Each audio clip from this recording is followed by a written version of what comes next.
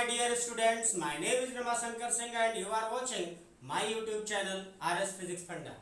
आज हम लोग क्लास 11th का एक टॉपिक वेक्टर एडिशन लेकर के आए हैं। जैसा कि आप लोग जानते हो, वेक्टर मैथ्स के लिए भी, मैथमेटिक्स में भी और फिजिक्स में दोनों का एक कॉमन टॉपिक है और बहुत इंपॉर्टेंट है। 11th में भी, क्लास 12th में भी, दोनों में ये जो है यूजफुल होता है। तो आखिर वेक्टर एडिशन क्या है, हम कैसे वेक्टर को ऐड करते हैं। जैसे सपोज कर लो कि एक वेक्टर कोई ए गिवन हो, तो वेक्टर में क्या है, ये हेड है और ये टेल है, ठीक है। अगर सपोज करो कोई दूसरा वेक्टर ऐसे दिया हो, suppose that this is the vector B, means how you can add these vector. हम इन वेक्टर को कैसे ऐड कर पाएंगे, तो बहुत ही सिंपल होता है। पहला वेक्टर जैसा भी गिवन हो, means if you want to find out vector A plus vector B, तो जैसा पहला वेक्टर दिया गया है, गिवन है, वैसा ही पहला वेक्टर, ठीक वैसा ही उसी के पैरेलल वेक्टर आपने ड्रा कर लिया। और जो वेक्टर बी गिवन है, इसी के पैरेलल एक वेक्टर आपने ये ड्रा कर दिया, ठीक है, दिस इज वेक्टर बी। तो क्या हो गया, अगर आप दोनों वेक्टर को ऐड कर रहे हैं तो यहाँ रिजल्टेंट क्या होगा, यहाँ देखिए, this is the vector addition. ये जो आपका रिजल्टेंट होता है, वेक्टर आर होता है, वो वेक्टर ए और वेक्टर बी को ऐड करने से आता है, ठीक है। ध्यान रखिए कि पहले वेक्टर के हेड से दूसरे वेक्टर की टेल जोड़ दो तो दो वेक्टर का एडिशन हो गया। पहले वेक्टर के हेड से दूसरे वेक्टर की टेल को जोड़ दीजिए, वेक्टर एडिशन हो गया। अब इनका रिजल्टेंट क्या होगा इन फॉर्म ऑफ वेक्टर, तो जो पहला वेक्टर है उस वेक्टर की टेल से जो फाइनल वेक्टर आपने दिया उस वेक्टर के हेड को ऐड कर दो, जोड़ दो, एक लाइन से जोड़ दो, और वो हमारा हो जाएगा resultant vector, vector A plus vector B. जैसे मान लीजिए कोई और वेक्टर दिया हो, ऐसे सपोज कर लीजिए this is one vector A, this is another vector B and this is another vector C. अब आपसे कहा जाए कि ऐड दीज वेक्टर, क्या कहा जाए, find vector A plus vector B plus vector C. तो आप देखिए पहले वेक्टर को, फर्स्ट वेक्टर को आप ड्रा करेंगे, जैसा है उसी के ठीक पैरेलल। अब क्या करेंगे, सेकंड वेक्टर को ऐसे ड्रा करेंगे, दिस इज वेक्टर बी, और थर्ड वेक्टर ऐसे दिया है इसी वेक्टर के पैरेलल, ये हो गया वेक्टर सी हो गया। अब क्या करना है, आपको क्या करना है, जैसे मान लीजिए दोनों वेक्टर को ऐड करना है, सपोज करो, तो यहां से देखिए, यहां से इस वेक्टर को ऐसे, यहां से इस वेक्टर के हेड को, ठीक है, इस वेक्टर के हेड को इनिशियल वेक्टर की टेल से जोड़ दीजिए, तो this becomes vector R is equal to vector A plus vector B plus vector C. I think ये तो बहुत आसान है, ये तो बहुत ज्यादा आसान है। यहाँ पर क्या करना है, हम लोगों को क्या चीजें सीखनी है, ठीक है, क्या चीजें सीखनी है। चलिए एक पहला क्वेश्चन इसमें हमको ये सीखना है कि prove that vector addition is commutative. Vector addition is commutative.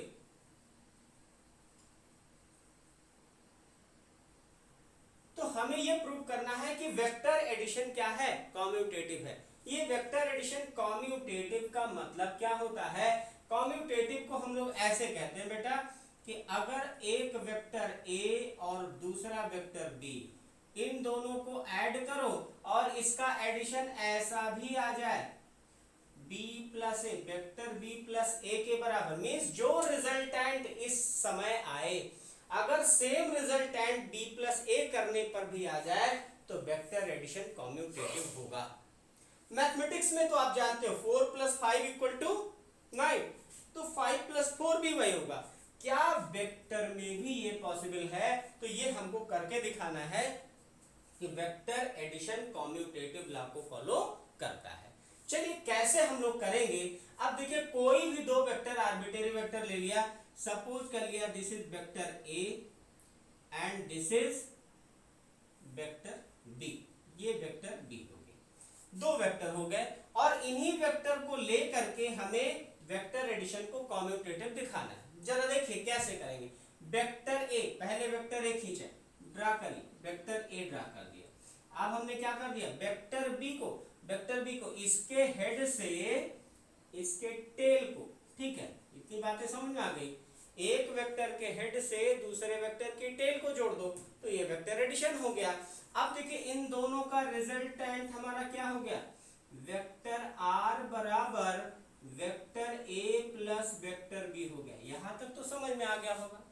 अब जरा देखिए इसका दूसरा फैक्टर, वेक्टर बी पहले ड्रॉ करिए, पहले वेक्टर बी ड्रॉ करो तो ठीक है। यहां से देखो वेक्टर बी हम यहीं से ड्रॉ करते हैं, ये देखिए इसी के पैरेलल ये मैंने वेक्टर बी ड्रॉ किया, वेक्टर बी ड्रॉ किया, ठीक है, ये बात समझ में आ गई। दिस इज वेक्टर बी, ये वेक्टर बी हो गया और उसके बाद इसी से वेक्टर ए ड्रॉ करो। तो अब वेक्टर बी के हेड से वेक्टर बी की टेल को, देखो वेक्टर बी के टेल को जोड़ दिया, वेक्टर बी की, ठीक है, वेक्टर बी के हेड से वेक्टर ए का टेल जोड़ दिया तो ये क्या हो गया, ये वेक्टर ए हो गया। Is it clear. और आप देख रहे हो ये जो लाइन है ये रिजल्टेंट है वेक्टर आर इक्वल टू आप vector B plus vector A, वही सेम लाइन जो ए और बी का रिजल्टेंट दिखा रही थी, वही सेम लाइन जो वेक्टर ए और वेक्टर बी का रिजल्टेंट दिखा रही थी, वही सेम लाइन वेक्टर बी और वेक्टर ए का भी रिजल्टेंट शो कर रही है। तो इस तरह से हमने ये प्रूव कर दिया कि वेक्टर एडिशन कम्यूटेटिव है। क्या है, वेक्टर एडिशन कम्यूटेटिव है। ये बातें क्लियर हो गई। चलिए अब हम लोग एक और इसी पर क्वेश्चन करते हैं कि prove that vector addition is associative. ठीक है, वेक्टर एडिशन क्या है, कम्यूटेटिव की जगह एक और चीज है, क्या है, एसोसिएटिव है, एसोसिएटिव। अब जरा देखिए ये कौन सी प्रॉपर्टी है, ये कौन सी प्रॉपर्टी है, इसको हम लोग ध्यान दें। जैसे इसमें भी थ्री वेक्टर ऐसे होता है, वेक्टर ए, जरा ध्यान दीजिएगा, plus vector B plus vector C, this is in bracket, equals to vector A plus vector B plus vector C. ये कह रहा है वेक्टर एडिशन इज एसोसिएटिव। ये हमसे कह रहा है कि अगर इस तरह की प्रॉपर्टी को फॉलो करता है तो वेक्टर एडिशन एसोसिएटिव होगा। चलिए इसके लिए हमें क्या करना होगा, we have to take three vectors, तीन वेक्टर ले लें। चलिए एक वेक्टर हमने ए ले लिया, सेकंड वेक्टर हमने बी ले लिया, वेक्टर ए ले लिया, वेक्टर बी ले लिया और थर्ड वेक्टर को हमने मान लिया दिस इज वेक्टर सी। अब इन्हीं तीनों को लेकर के हमें क्या करना है, एसोसिएटिव प्रॉपर्टी को प्रूव करना है। चलिए पहले कह रहा है vector A plus vector B लिखो, ठीक है। चलिए वेक्टर ए लिया, ऐसा है, ठीक है, वेक्टर ए। अब क्या है, वेक्टर बी लो, ये वेक्टर बी हो गया। इज इट क्लियर, इतनी बातें समझ में आ गई, वेक्टर बी हो गया। इन दोनों का रिजल्टेंट देखो, इन दोनों का रिजल्टेंट ये हो गया, this is vector R is equal to vector A plus vector B. ये बात तो क्लियर हो गई। अब इससे कह रहा इन दोनों के रिजल्टेंट से वेक्टर सी को ऐड करो, इन दोनों के रिजल्टेंट से वेक्टर सी को ऐड करो। तो भैया वेक्टर सी ऐसा है, इन दोनों का रिजल्टेंट ये, इससे ऐसे, दिस इज, देखिए ये हो गया, ये वेक्टर सी हो गया। ये बात समझ में आ गई। अब देखिए एक वेक्टर ये, दूसरा वेक्टर ये, तो इनका रिजल्टेंट क्या हो गया, ये यहां पर हम लोग कहेंगे आर, इसको आर डैश मान लेते हैं, इसको वेक्टर आर क्या हो जाएगा, अब वेक्टर ए हो जाएगा प्लस वेक्टर बी हो जाएगा और प्लस वेक्टर सी हो जाएगा। इतनी बातें क्लियर हो गई। अब जरा देखो हमें इसकी दूसरी प्रॉपर्टी को सॉल्व करना है, दूसरी प्रॉपर्टी को सॉल्व करना है। पहले ब्रैकेट को हम लोग सॉल्व करते हैं, पहले क्या करते हैं, ब्रैकेट को सॉल्व करते हैं। जरा देखिए क्या है, vector B plus vector C, ये है वेक्टर बी और ये है वेक्टर सी, तो इन दोनों का रिजल्टेंट क्या होगा, this is the resultant of vector B plus vector C. तो इसको हम लोग ऐसे लिख सकते हैं, आर डबल डैश लिख दिया जाए, ठीक है, R double dash equal to vector B plus vector C हो गया।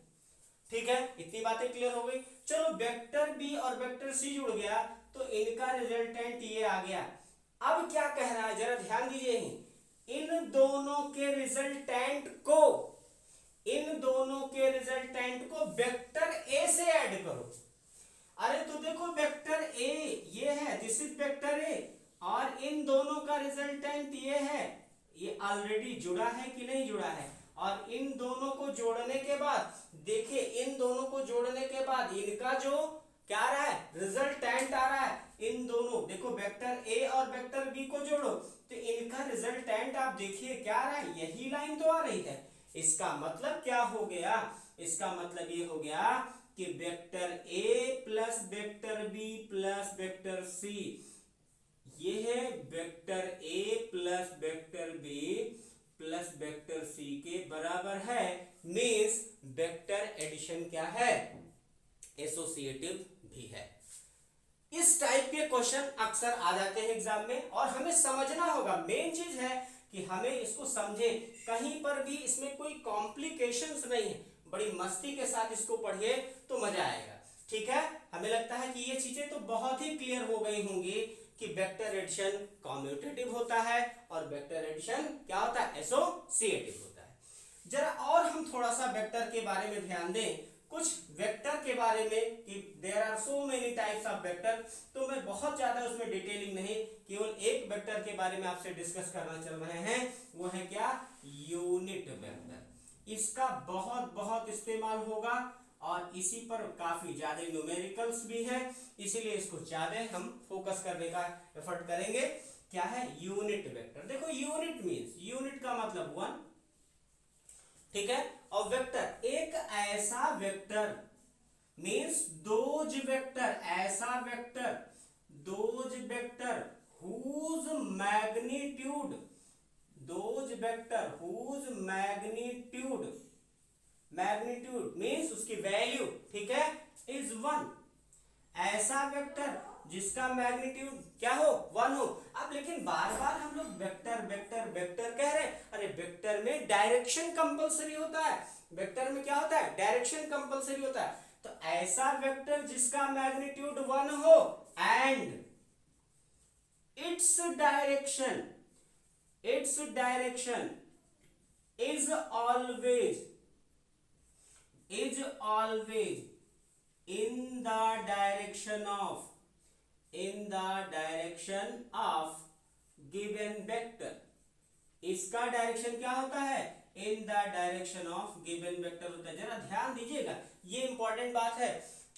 ऐसा वेक्टर जिसका मैग्नीट्यूड वन हो, चलो ठीक है समझ में आ गया, लेकिन उसकी डायरेक्शन मतलब किसकी, यूनिट वेक्टर की डायरेक्शन वही होगी जिसका ये क्या होगा, जिस वेक्टर का ये यूनिट वेक्टर होगा, जिस वेक्टर का ये क्या होगा, यूनिट वेक्टर होगा। जरा देखिए इसको, इसका मीनिंग समझिए। सपोज करो एक वेक्टर ए है, तो इसका यूनिट वेक्टर हम लोग कैसे निकालेंगे।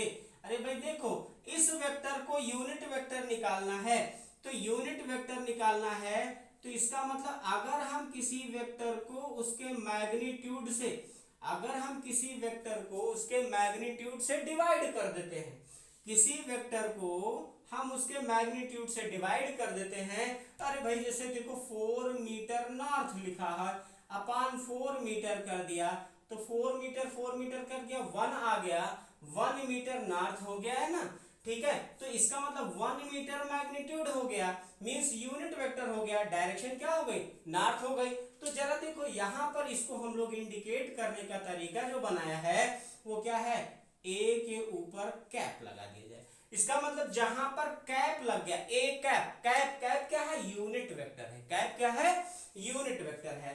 तो किसी भी वेक्टर को रिप्रेजेंट करने का ये भी तरीका है। वेक्टर ए कैसे रिप्रेजेंट करोगे, वेक्टर ए के साथ ए इंटू ए कैप, ऐसे भी लोग लिखते हैं vector A is equal to, vector A is equal to A into N cap, vector A is equal to N cap, A cap जो भी है, कैप लगा है मीन्स क्या हुआ, यूनिट वेक्टर है। क्या है, यूनिट वेक्टर। किसका यूनिट वेक्टर है, वेक्टर ए का। किसका यूनिट वेक्टर है, वेक्टर ए का। ठीक है, ये बात समझ में आ रही है। तो यूनिट वेक्टर, इसका मतलब कोई भी वेक्टर अगर लिखा जाता है, कोई भी वेक्टर अगर रिप्रेजेंट किया जाता है बेटा, तो मैग्नीट्यूड और यूनिट वेक्टर के साथ में लिखा जाता है।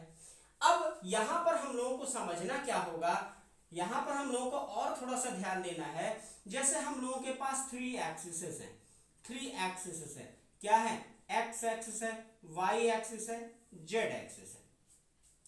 तो एक्स एक्सिस के अलोंग यूनिट वेक्टर को हम लोग कहते हैं i cap. Means i cap is the unit vector along X axis. इसी तरह से वाई कैप के अलोंग यूनिट वेक्टर को हम लोग जे कैप कहते हैं, और ये जेड जो एक्सिस है इसके अलोंग यूनिट वेक्टर को हम लोग के कैप कहते हैं। ठीक है, ये बात ध्यान रखना है। I cap is the unit vector along X axis, j cap is the unit vector along y axis and k cap is the unit vector along z axis. Means क्या है, अगर वेक्टर x को लिखना है, vector x को लिखना है तो हम लोग ऐसे भी लिख सकते हैं, x i cap. Vector x को लिखना है तो क्या लिखेंगे, x i cap. Vector y को लिखना है तो क्या लिखेंगे, y j cap. Vector z को लिखना है तो क्या लिखेंगे, z इंटू के कैप। तो ये एक्स वाई जेड क्या है, एक्स वाई जेड क्या है, X Y Z magnitude of vector x है, मैग्नीट्यूड ऑफ वेक्टर y है, मैग्नीट्यूड ऑफ वेक्टर z है। अब बार बार तो मैं आपसे मैग्नीट्यूड कह रहा हूं, मैग्नीट्यूड कह रहा हूं। अब मैग्नीट्यूड कैसे निकालोगे, how you can find out the magnitude of any vector. अब जरा देखो, सपोज करो बेटा कि कोई एक वेक्टर ऐसे गिवन हो, जैसे मान लीजिए कोई एक पॉइंट दिया हो। सपोज कर लो कि ये एक्स वाई प्लेन है, ये suppose that this is a X Y plane, और यहां एक कोई पॉइंट दिया गया है। तो आप लोगों ने कोऑर्डिनेट में देखा होगा, यहां से ऐसे परपेंडिकुलर डाल लिया, यहां से ये परपेंडिकुलर डाल लिया, तो ये डिस्टेंस को x कह देते हो और इस डिस्टेंस को y कह देते हो। ठीक है, क्लियर। तो ये पॉइंट P हो गया।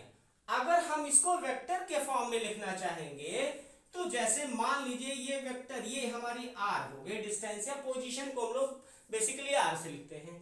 तो वेक्टर r जो है हम लोग लिखेंगे वेक्टर r, ये पोजीशन वेक्टर है। क्या है, पोजीशन वेक्टर। इस r को डिफाइन करने का तरीका वेक्टर के फॉर्म में क्या होगा बेटा, इसको हम लोग लिखेंगे, इसकी दो देखिए, दो कंपोनेंट, एक्स आई कैप और प्लस वाई जे कैप। अगर हम जेड भी इसमें इंक्लूड करते, ये 3 डायमेंशनल लेते, अगर हम 3 डायमेंशनल लेते तो पोजीशन को एक्स आई कैप, वाई जे कैप और प्लस जेड के कैप लाते। अगर हम इसकी पोजीशन को 3 डायमेंशनल लेते तो पोजीशन को एक्स आई कैप, वाई जे कैप, जेड के कैप लिखते। अब यहां पर मेरे मन में ये आ रहा है कि how we can find out the magnitude of this vector. हम इन वेक्टर का मैग्नीट्यूड कैसे फाइंड करेंगे, तो मैग्नीट्यूड फाइंड करने का तरीका है बेटा, देखिए अभी 2 वेक्टर हैं, ये देखिए 2 वेक्टर हैं, सिंपल सा। आपको ट्रिग्नोमेट्री का रूल आपको पता है, सॉरी पाइथागोरस थ्योरम का रूल पता है। क्या रूल पता है, अरे ये r है, ये x है, ये y है, तो क्या लिख देते हो भाई, under root X square plus Y square. ठीक है, ये तो अगर 2 होता तो हमारे समझ में आ जाता, लेकिन 3 के लिए तो हम लोगों ने ऐसा कुछ पढ़ा नहीं।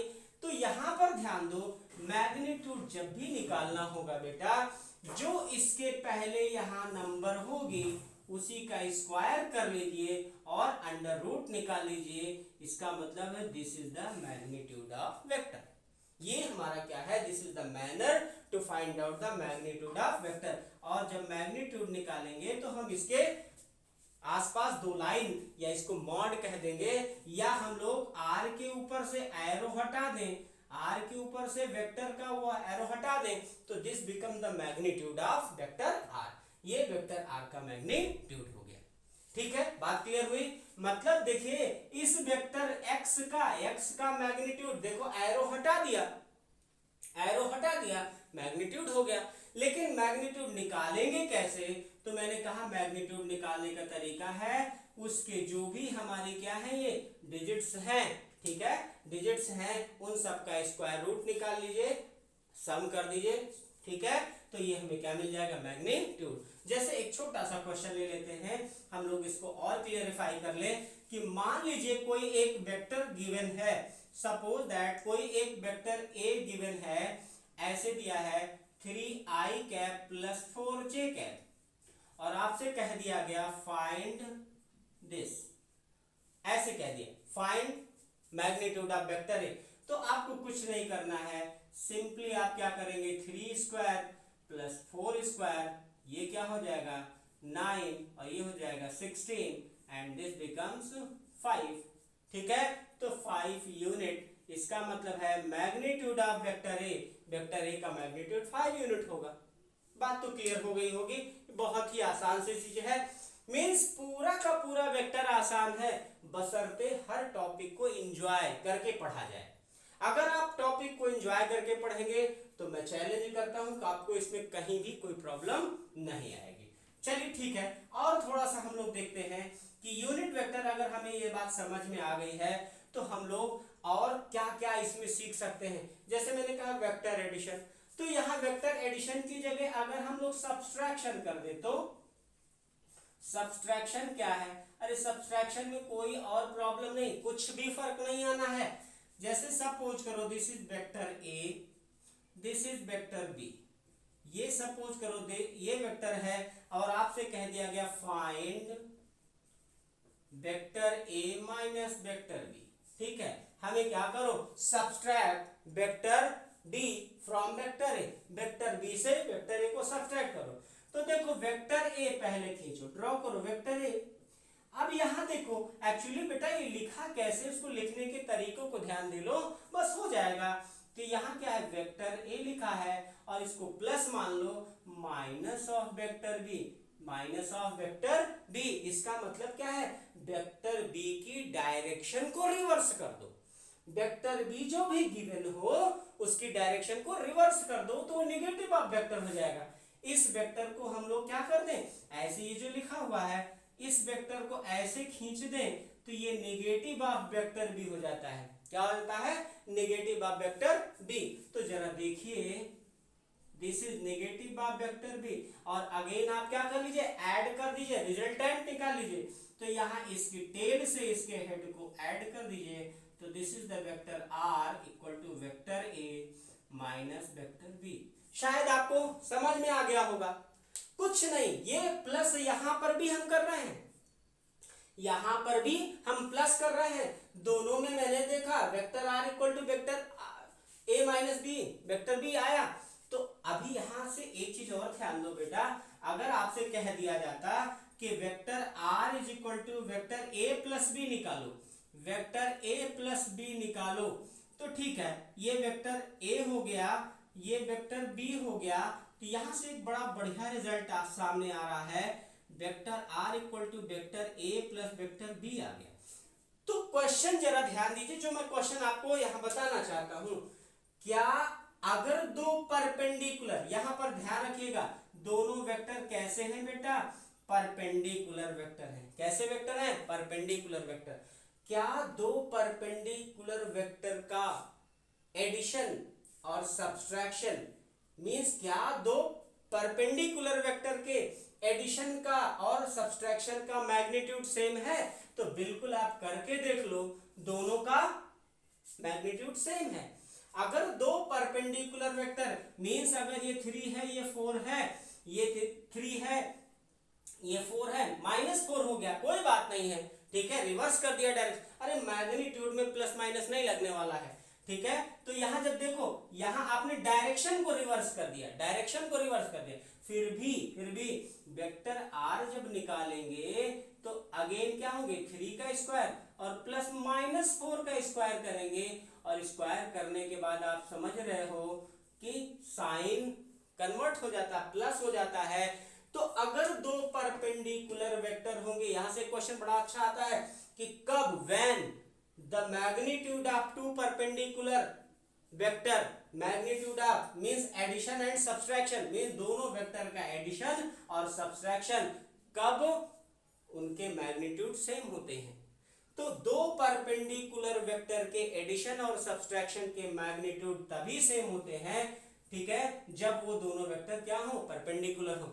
ठीक है, दो वेक्टर के एडिशन और सब्सट्रैक्शन के मैग्नीट्यूड तभी सेम होते हैं जब वो दोनों वेक्टर कैसे हो, परपेंडिकुलर हो। तो हमें लगता है कि ये थोड़ा सा ध्यान देने वाली बात थी। यहां से एक क्वेश्चन बड़ी आसानी से बिना सॉल्व किए आपके समझ में आ जाना चाहिए था कि मतलब दो परपेंडिकुलर वेक्टर यहाँ दिए हो गए और दोनों का मैग्नीट्यूड देखा सेम है, इसका मतलब ये कंडीशन फॉलो होगी कि दो वेक्टर कोई भी हो, अगर वो परपेंडिकुलर हो तो उनके मैग्नीट्यूड क्या होंगे, सेम होंगे। ठीक है, रिजल्टेंट के मैग्नीट्यूड सेम होंगे, ये चीजें आपको ध्यान में रखनी है। अभी बहुत सारे ऐसी प्रॉब्लम्स हैं वेक्टर में जो कि आपको सीखनी है। ठीक है, वेक्टर आपको इतना इंटरेस्टिंग है कि क्लास 11th और क्लास 12th हमेशा आपको काम में आएगा, बशर्ते इसको आप ढंग से सीखें। जैसे 3, 4, 5, 6 वेक्टर ऐसे दे दिए जाएं और उनसे कहा जाए कि कोई वेक्टर का एडिशन क्या होगा या कोई वेक्टर साइक्लिक कब होगा। ठीक है, सपोज करो एक वेक्टर ए दे दिया गया, एक वेक्टर ऐसे दे दिया गया, ठीक है, और तीसरा वेक्टर आपका जैसे मान लीजिए वेक्टर बी हो गया, या ऐसे ऐसे ध्यान रखिए, एक वेक्टर ऐसे दे दिया गया और एक वेक्टर ऐसे दे दिया गया, यहां इसकी वैल्यूज दी होंगी और इससे पूछा गया कि इसका रिजल्टेंट क्या होगा। तो आप देखिए वेक्टर ए और उसकी डायरेक्शन में वेक्टर बी खींचा और आपने क्या किया, वेक्टर सी खींचा। ठीक है, अब देखिए जहां से चले थे वहीं पर आ गए, जहां से चले थे वहीं पर आ गए, तो इसका रिजल्टेंट कितना हुआ, 0। किसका क्या हुआ, तो ऐसा देखो ये क्या है, जहां से चले थे वहीं आ गए, तो ऐसे वेक्टर को हम क्या कहेंगे, साइक्लिक वेक्टर। क्या क्या कहेंगे, साइक्लिक वेक्टर। क्या कहेंगे, साइक्लिक वेक्टर। तो और साइक्लिक वेक्टर का मैग्नीट्यूड, ठीक है, वेक्टर एडिशन जो हमारा रिजल्टेंट आता है वो 0 होता है। क्या होता है, 0 होता है। ये चीजें थोड़ी थोड़ी छोटी छोटी चीजें हम लोगों को ध्यान में रखनी होगी, तभी हम वेक्टर को बहुत बहुत आसानी से सॉल्व कर पाएंगे। ठीक है, इतनी बातें समझ में आ गई। तो हम लोग कल इस टॉपिक पर और बृहद चर्चा करेंगे। तब तक के लिए आप चैनल को देखते रहिए, एंजॉय करते रहिए। Thank you.